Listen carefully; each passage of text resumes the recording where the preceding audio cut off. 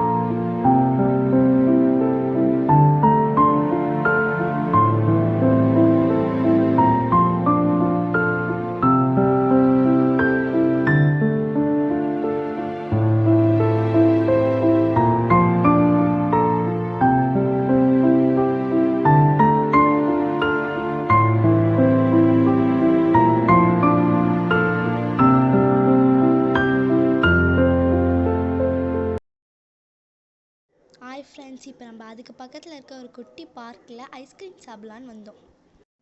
இந்த 2 பார்க்கோட டீட்டெயில்ஸையும் டிஸ்கிரிப்ஷனில் மென்ஷன் பண்ணுறேன். தேங்க்யூ ஃபார் வாட்சிங். Please support my channel. Thank you. Bye bye.